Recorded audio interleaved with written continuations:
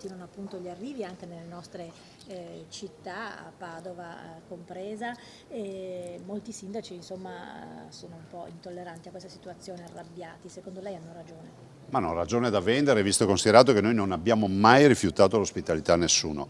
La prova provata è che il nostro modello di integrazione è riconosciuto a livello nazionale e internazionale come di qualità e che stiamo ospitando in questo momento oltre 550.000 persone, più o meno un 12-13% della popolazione veneta, di immigrati che hanno scelto il Veneto, hanno un progetto di vita in Veneto, lavorano in Veneto, vivono in Veneto, fanno figli in Veneto. E quindi noi siamo preoccupati perché oggi i dati sono dati di sostenibilità. Ne stiamo ospitando circa 9.000 in questo momento e siamo davanti a una situazione che rischia di diventare inquietante, visto e considerato che non ci sono più spazi.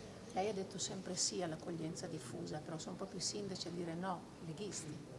Ma io ho fatto un altro ragionamento, il ragionamento di dire al soggetto attuatore prefetto di Venezia che si occupa di migranti, evitiamo le tendopoli, fai in modo che si possa ospitare in maniera diffusa, in maniera volontaria, se c'è qualcuno che dà disponibilità. Noi dobbiamo assolutamente scongiurare tendopoli per un fatto di dignità e di insostenibilità da parte nostra, o mega assembramenti tipo Cona. Però l'assistenza diffusa si fa solo con i sindaci. Ma sì, però i sindaci stanno già ospitando, perché se io penso che l'11, 12, 13% della popolazione veneta è data da migranti, vuol dire che già un progetto di vita i sindaci l'hanno garantito in tutti i comuni. Quindi cosa fare secondo lei? Bisogna chiedere innanzitutto che l'Europa scenda in campo, perché è un convitato di pietra, è totalmente latitante su questo fronte, e dall'altro capire che se solo l'11% dei migranti hanno lo status di rifugiato, su 200.000 persone capisco che almeno 170-180.000 non hanno titolo di venire qui. Lei parlava anche di con lungimiranza, che in futuro dobbiamo ripensare proprio l'organizzazione e anche il rapporto con queste nuove persone.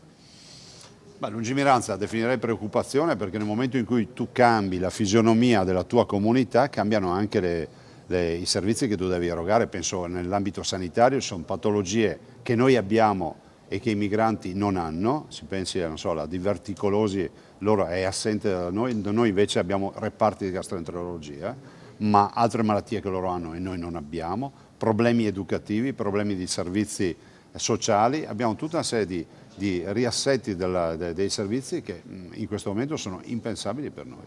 Ci sono sindaci che chiedono addirittura di nuovo gli hub, sindaci leghisti. Ma guardi, questo non lo so, non so neanche quale sia il caso. Io so che gli hub attuali presenti sono hub importanti e anche stracolmi. Penso a quello di Treviso, a Caserma Serena, a molti altri hub. Io spero che la vera soluzione sia che si ponga fine a questo arrivo e si aiutino veramente i profughi veri, cioè coloro che scappano veramente dalla morte e dalla fame, che sono solo 10-11% del totale. Lei parlava di sostenibilità, siamo già arrivati all'inizio. Colma. Io non do colpe a nessuno, perché so che questa è una congiuntura internazionale, però è pur vero che l'Europa non può girarsi dall'altra parte o pensare di risolvere i problemi con qualche summit e qualche sorriso. Qui ci vuole l'Europa che risolve un problema che è un problema europeo e non è un problema italiano. Il rischio diceva che in questo mare magnum non si aiuti chi davvero ha bisogno, si faccia tutto un insieme unico. Ma è lampante, noi dobbiamo fornire in via teorica servizi al rifugiato, a colui che scappa dalla morte e dalla fame e dalle persecuzioni. Ma se questi rappresentano solo l'11% di quelli che sbarcano a Lampedusa, vuol dire che quest'anno chiuderemo un bilancio con almeno 170-180.000 persone che non sono rifugiati. E la Meloni deve farsi sentire in Europa secondo lei? Ma io sono convinto di questo. Il Presidente Meloni ha attivato un'azione di relazioni internazionali diplomatiche assolutamente di livello. Ha inaugurato una nuova stagione. Dall'altro io penso che l'Europa debba occuparsi di questo e quindi il governo si faccia assolutamente sentire. Ha fatto bene Giordania ad aprire comunque queste palestre, quindi per accogliere chi sta arrivando. Ma guardi, i sindaci sono autorità nei loro territori e decidono il meglio per i territori.